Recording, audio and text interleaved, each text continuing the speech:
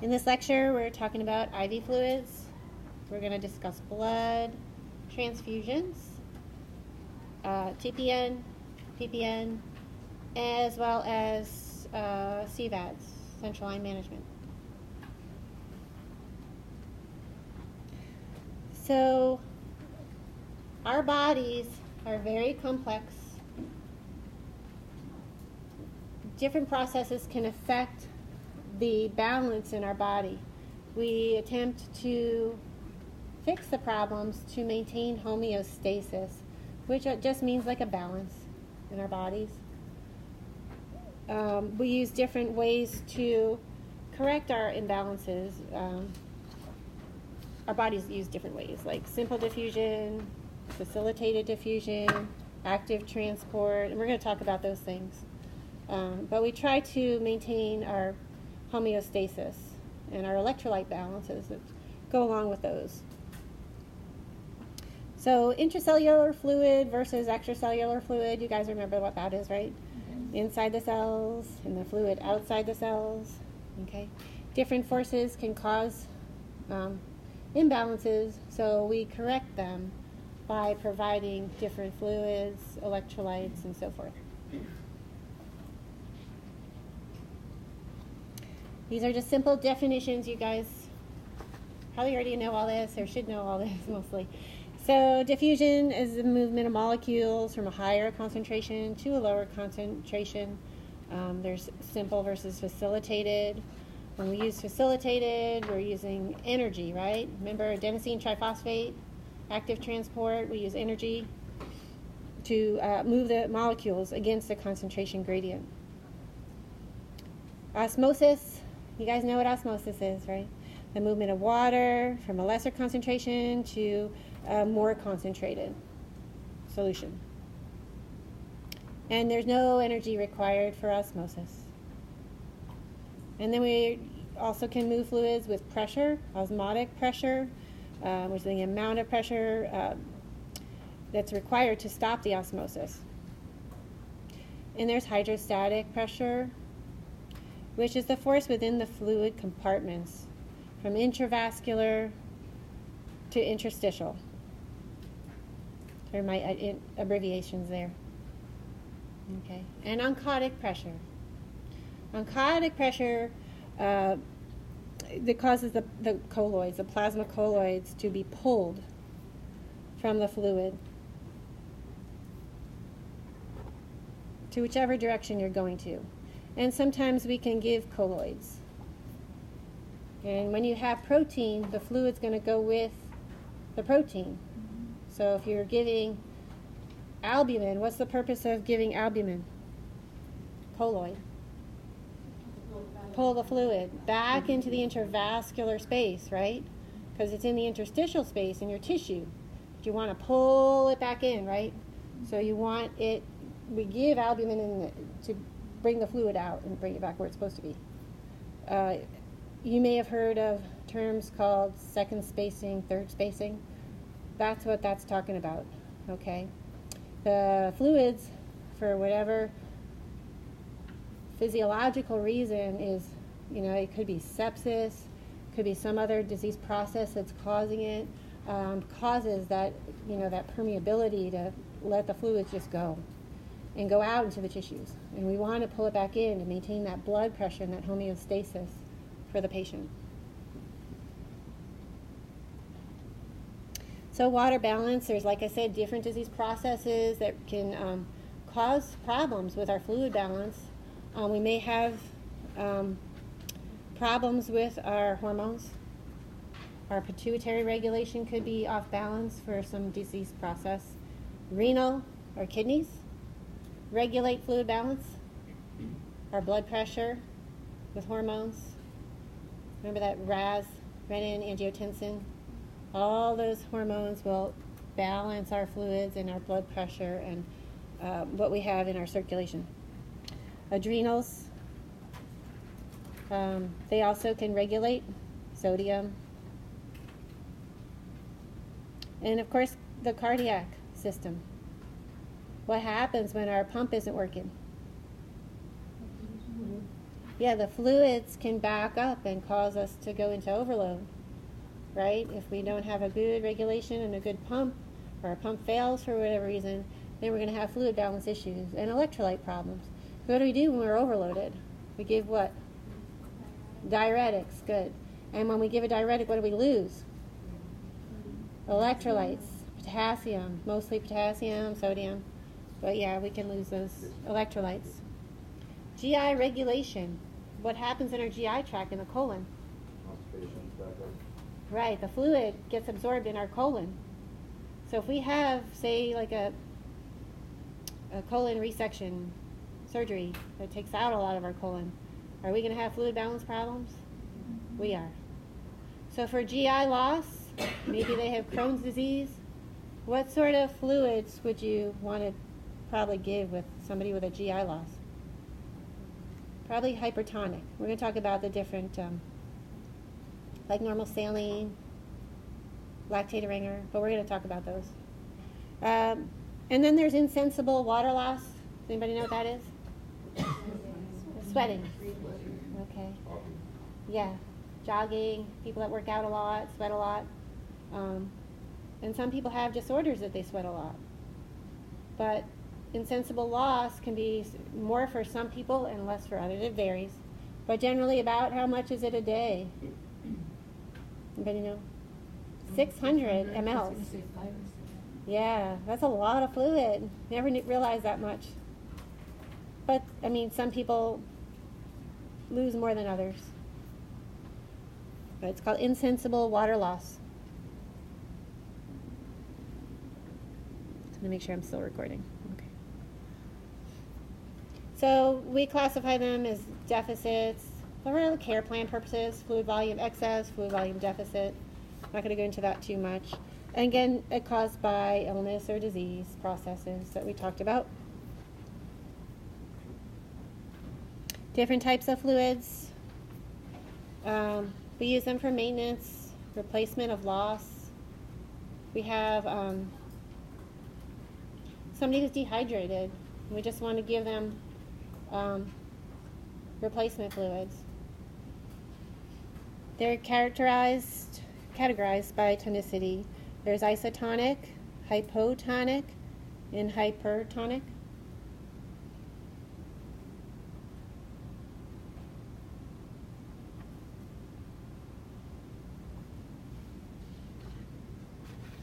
So hypotonic solutions are the solutes are less concentrated than the cells.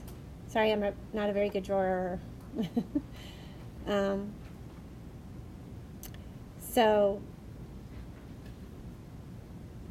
there's less concentration in the solution. So the water moves into the cell. And again, we use them for maintenance. So when we have a low sodium level, what are we looking for? Changes in mental status. Sometimes patients can get confused. And they can get, because those cells in your brain become full and fat, right? Because of the solutions. Sometimes we cause this to happen.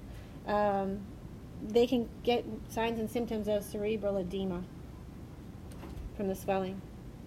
And we have to watch it because sometimes we have like half normal saline, which is a hypotonic solution, infused for a long time, and then you'll start seeing your patient with these signs and symptoms.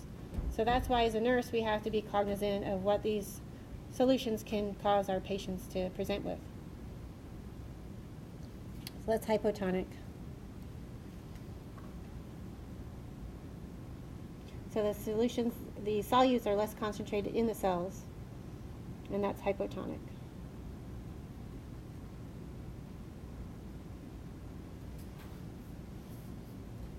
Everybody clear on that? Can we move on? Isotonic. What does isotonic mean? The same. Right? So we can give isotonic solutions. Right? So it's the same concentration in and out of the cell. And we use that to expand volume.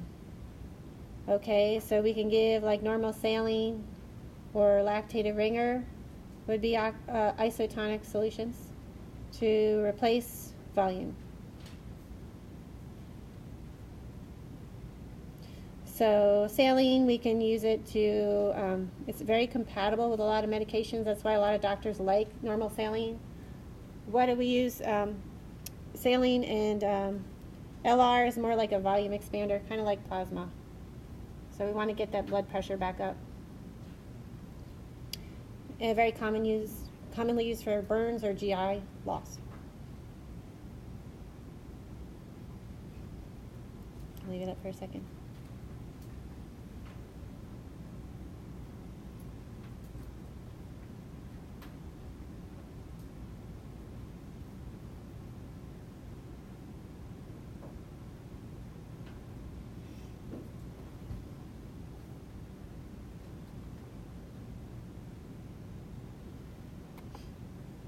Okay.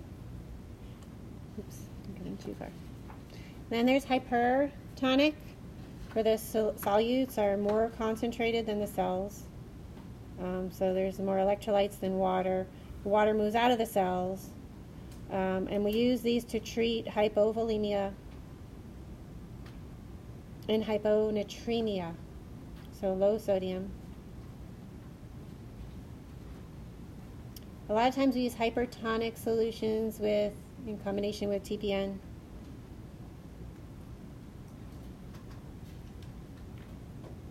So we need to monitor our fluid balance again, blood pressures, our lung sounds in case we get overloaded, our lab values, of course, our serum sodium levels.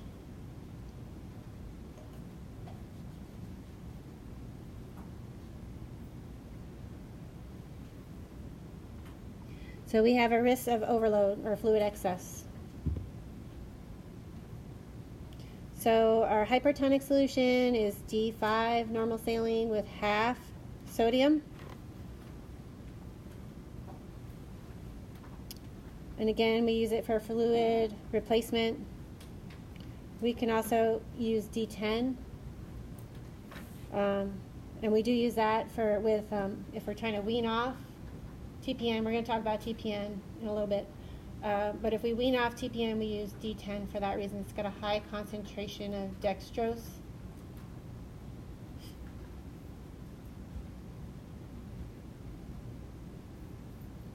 Okay. Yeah, so it does give some calories, but not as intense as TPN. Peripheral IV, yeah. So up to 10% you can give peripherally. That's what that means.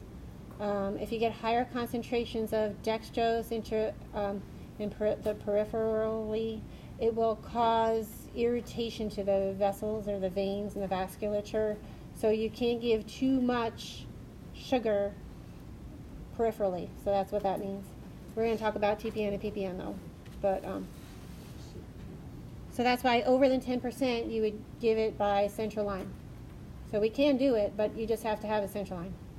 We're going to talk about central line management and all those good things. So no worries. And we talked about plasma expanders like colloids. They bring the fluid back into the intravascular space, and they can use osmotic pressure. They are protein.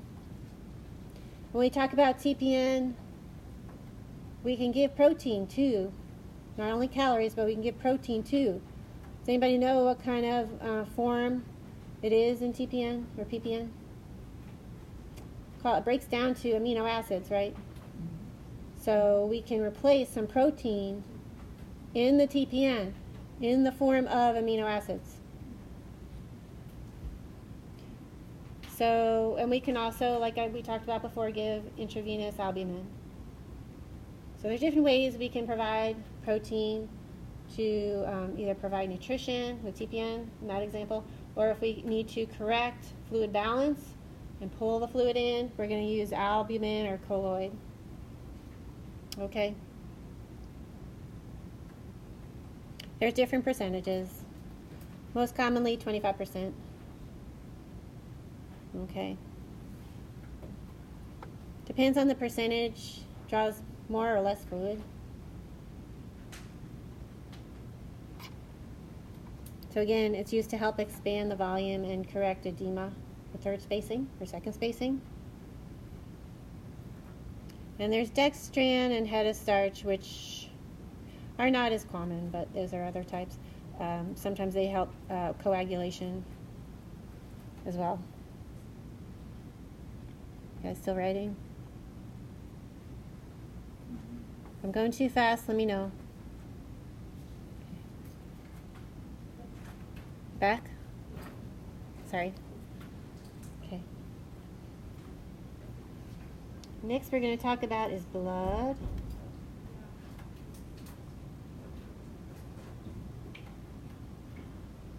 Fluids are all in your textbook, so definitely just review it. Like I said, just know mostly the types of fluids and why we use them.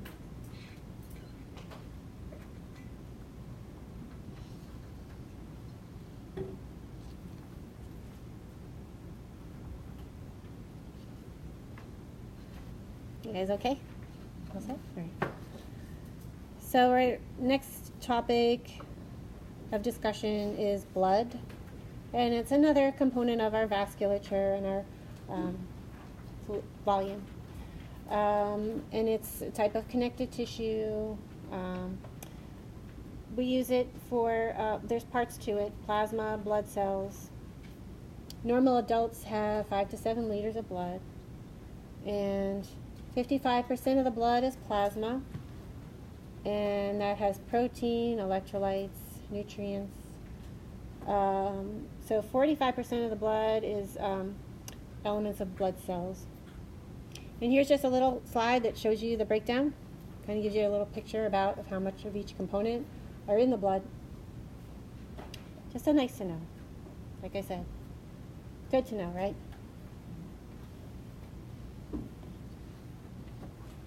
Compatibilities, blood typing.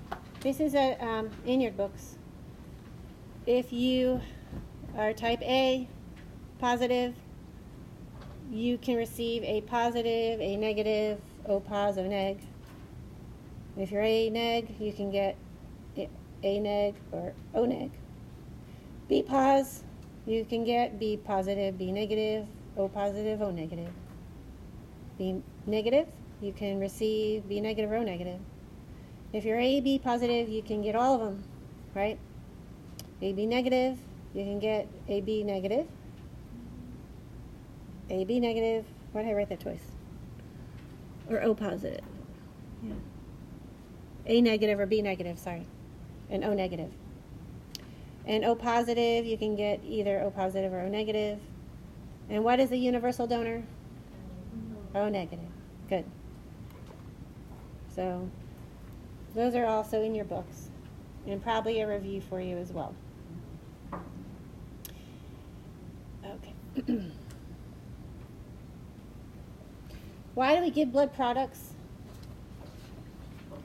Why do we give packed red blood cells? Loss. If we have hemorrhage, if we have trauma, I know the book says less than 8 we would transfuse, but in the hospitals it's less than 7.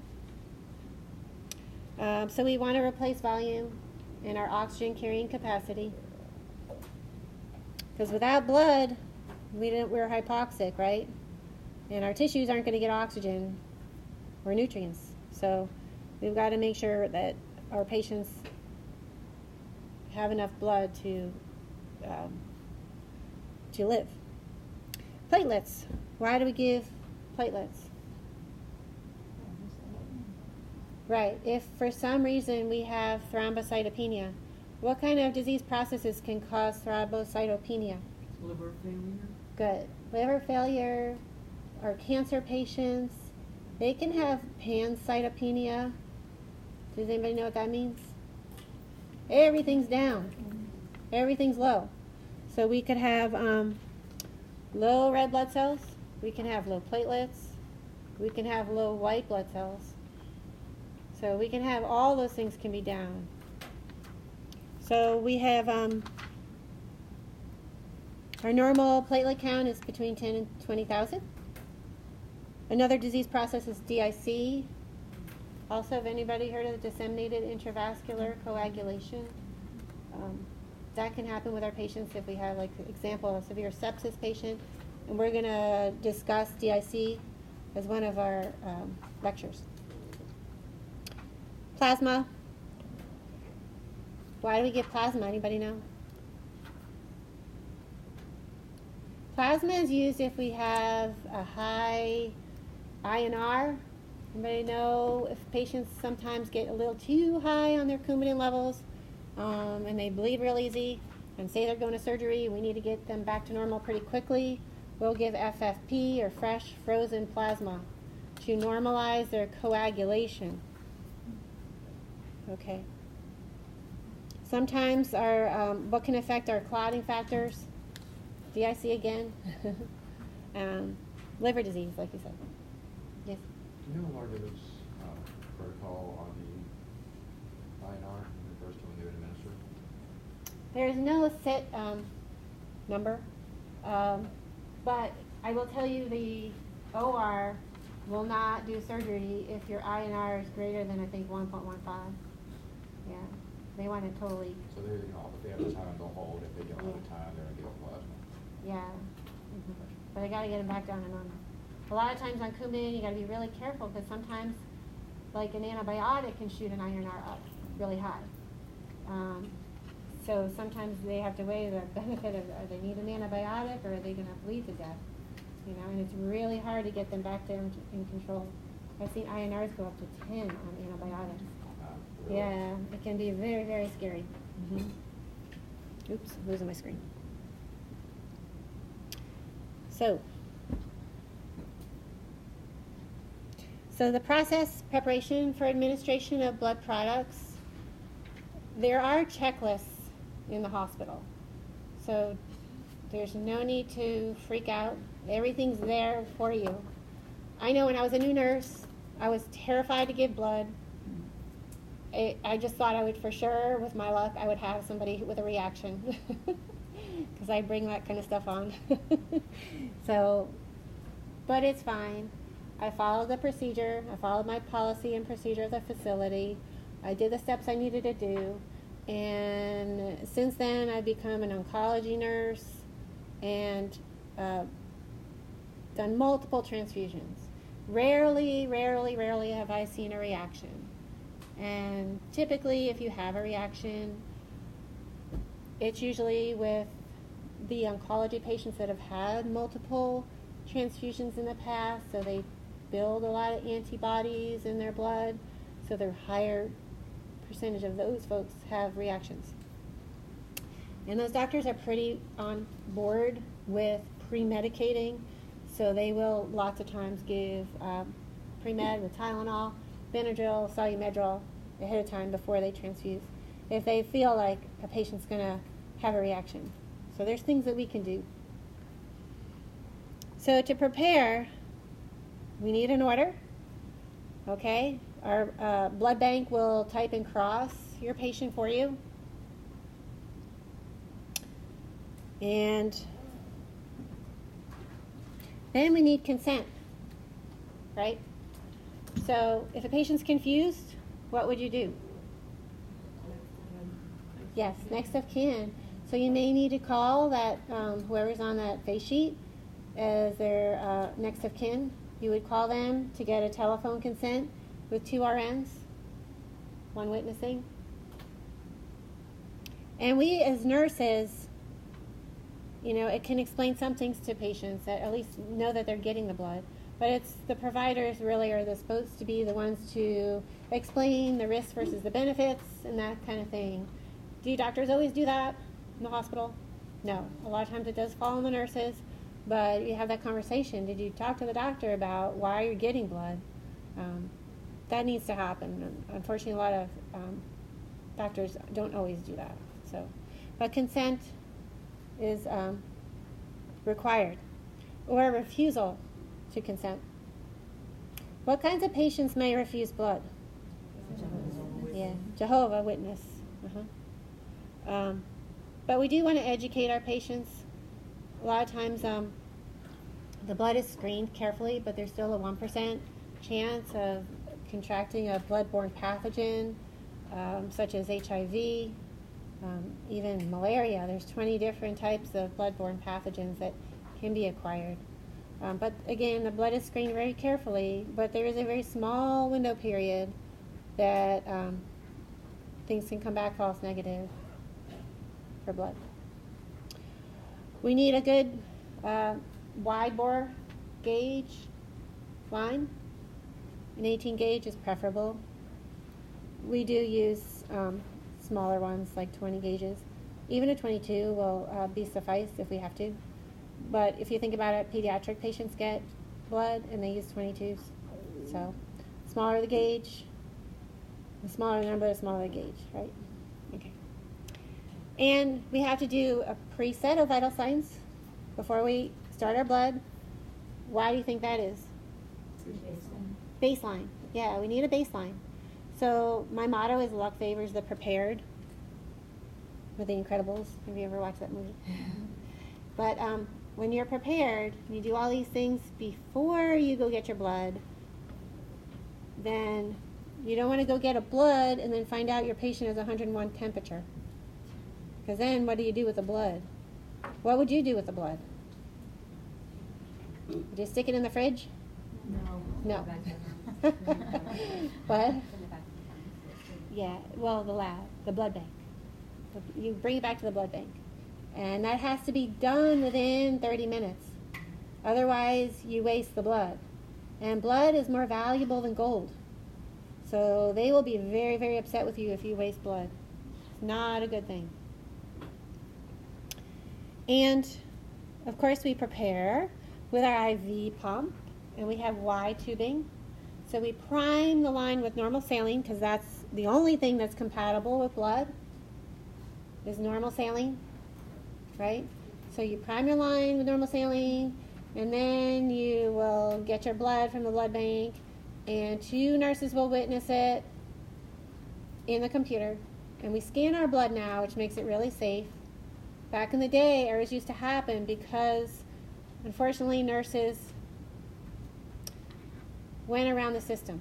If you work around the system to save time, there's a chance of error. The systems are built to prevent errors. I have seen a couple nurses in my career go around the system, or heard of them, and wind up having bad outcomes for patients. What happens if you have an incompatibility with blood typing? Cell death. Your patient likely will die. So it's that important that you don't work around the system and you take all the checklists and you go by those steps. And you will never err as long as you stick to policy and procedure. There was a case where a nurse witnessed with another nurse at the tube station instead of in the patient's room. And that patient got the wrong blood. There was also a case where a patient was mistyped in the room, mislabeled. So whenever, as a rule, whenever I collect a specimen, any kind of specimen, right there in the room, I date, time, and initial it. And I show it to my patient. I say, that's you. So they know that with every patient, if I'm sitting in a court of law, I can say every time I take a sample, I date, time, and initial it in front of my patient, and I show it to them. And I ask them what? Is that you? Yeah. But how do you say that? Tell me your name and date of birth. 2 verifiers. And 2 nurses witness. 2 RNs, or it could be a lab person too, for type and cross. Okay? But 2 nurses witness the blood. And then you scan it with their moon number. Usually there's a wristband number. And when you look at blood, what are you looking for in the blood to make sure it's okay to administer? Well, coagulation, if you see the color. Color, yeah. Consistency. Yeah. But blood's pretty much red. But yeah. Yeah, but it could have darker. Yeah, sometimes. And that's sometimes the preservative in blood that does that. But generally with blood, you want to look at expiration date and type. And there's a sheet that's attached to your blood, so you're going to compare the sheet to your blood. And you're going to do this with 2 nurses, so no need to worry. As students, we are not allowed to spike blood. We can observe it, but we still teach it to you, so you will be prepared when you do give it out on the floors. Typically, once the transfusion begins, we do another set of vitals, but the nurses, the RNs, are required to stay with the patient for the first 15 minutes of transfusion. Why do you think that is? If they have a reaction, typically it's like the first 5 to 15 minutes when it's going to happen, if it's going to happen. So it's required. The lab will come with you sometimes and do an audit, and they will make sure the RN is in that room for the first 15 minutes. And if you deviate, then guess what? We get cited. So sometimes they do checks. Not the CNA, the RN must stay in that patient's room for 15 minutes and monitor that patient for reactions. If we have a reaction, we keep all the components, stop it immediately, right?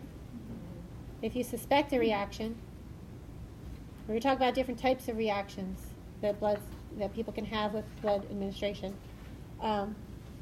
But you want to stop it immediately, okay? And then we take the bag, the tubing, the whole 9 yards, we put it in a red bag, and we bring that to the blood bank so they can do a recheck. And we document what happened and that we've notified the provider, of course. So types of reactions, there's acute and there's delayed. Why would you have a hemolytic reaction? That's usually immediate. Right. The wrong patient got the wrong blood. And that's usually a error, administration error, or clerical error, one of those kinds of errors that you don't ever want to happen as a nurse. Like I said, when people work around the system, that's when those horrible errors can happen, and that's when you would have a hemolytic reaction. We can have a febrile reaction as well. Sometimes we can have, that's non-hemolytic, an allergic reaction. What would be signs of an allergic reaction? Itching, yeah, right? Sometimes, yeah, they can be short of breath, signs of anaphylaxis, right?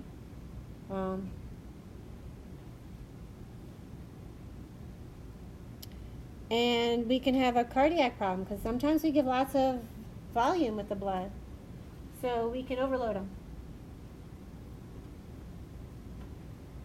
Especially if you give more than 1 unit to a 90-pound elderly lady, that can overload them. A lot of times they'll order diuretics in between the units or before the units. How much time are we allowed to transfuse our patients? What's the limit? 4 hours is the maximum. The blood must be infused within 4 hours or the rest is wasted. Why do you think that is? Because it's no longer good. Blood doesn't have a good, Yeah, it can become contaminated or bacteria can start growing. It's like leaving food out, right? And it's a judgment call on the nurse's part. You wouldn't give it less than 2 hours unless you have like a really bad gunshot wound, then you're going to fly it in. If someone's hemorrhaging, yeah, it's a different story. That would be like an acute ER happening. But if it's a normal blood transfusion where there's nothing really acutely going on, 2 to 4 hours would be your limit, your time frame where you would administer blood. I never really used to give it in 2 hours, always at least 3.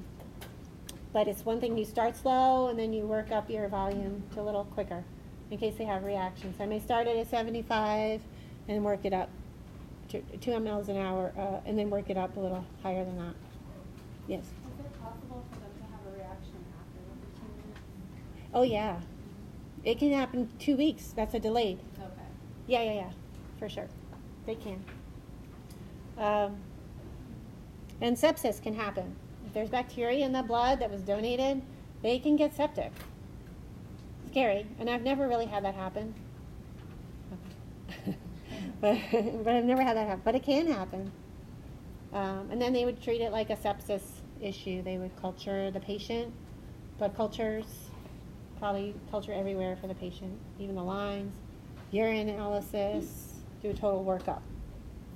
And there's delayed reactions, delayed hemolytic reaction, like we just said, that can happen 2 weeks down the road. They may get blood in the urine, could be a sign of that down the road, 2 weeks down the road. And we're going to teach our patient that this can happen, and then they want to go back in for blood studies. A lot of times we have patients that have dialysis, and they get frequent blood transfusions. And like I said, we talked about the disease processes that we can contract in a blood if during that window period.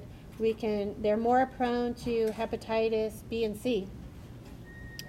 B is not as dangerous nowadays because we have vaccines for Hep B, but Hep C is common with our dialysis patients. They frequently get Hep C from multiple transfusions. And iron overload, we can get too much iron with a lot of blood transfusions over time. And there's desferrin that treats that. And we can get other infections. Like we talked about before, even malaria, there's so many other things out there that you could get. Toxoplasmosis, I mean there's 100 different things that you could get. So again, we're gonna signs of acute hemolytic reaction are signs and symptoms. Of course, we're going to stop it immediately, right? We might have a high fever. You can wind up hypotensive or bottom out their blood pressure. Their heart rate will go real fast, and they'll be short of breath. They may have chest pain, flushing, severe anxiety. They may even code an arrest on you. Likely they will. You guys okay? Sometimes when you have a lot of blood transfusions, you can get a massive blood transfusion reaction. And that's when your whole body fluids, all your blood is replaced with transfused blood. So an example would be like a victim from a car wreck or some kind of hemorrhage that happens quickly, and you get massive transfusions very quickly for an active hemorrhage. And from those, we can get some complications. We use, like I started to tell you, the reason why the blood's a little darker sometimes is because of the citrate in the blood, which binds to our cells and can cause hypocalcemia. And also hyperkalemia, as well as, of course, all these problems are going to lead to arrhythmias in your heart. So this can be very dangerous. We can also get hypothermic because your body's kind of going into shock with losing all this blood, and now we're replacing it. But we can warm the blood for patients. We do have blood warmers. If that's the case, if they're getting multiple transfusions really fast, we will warm the blood.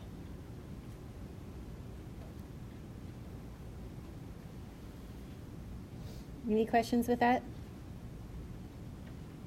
So,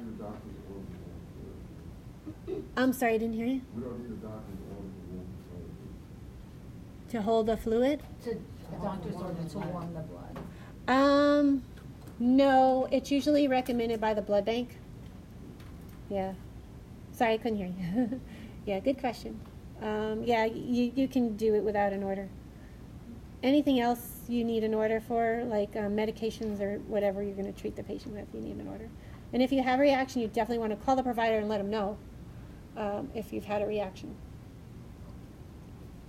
So if you have a reaction, of course, we said we're going to stop the transfusion. We want to maintain a patent IV and usually give fluids to maintain that blood pressure. So we're using normal saline, an isotonic solution, remember? And of course, again, notify the provider and the blood bank. Bring everything back to the blood bank. Recheck our tags and our numbers. Monitor vital signs, I's and O's. Intake and output's very important. Because what can happen? Our urine output. When we go into failure, our kidneys are going to shut down.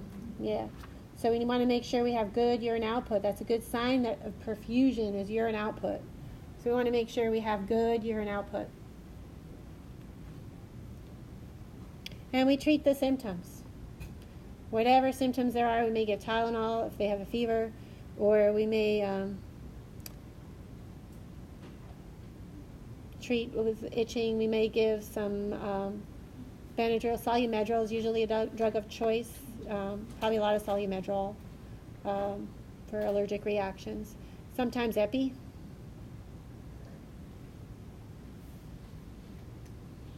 Okay.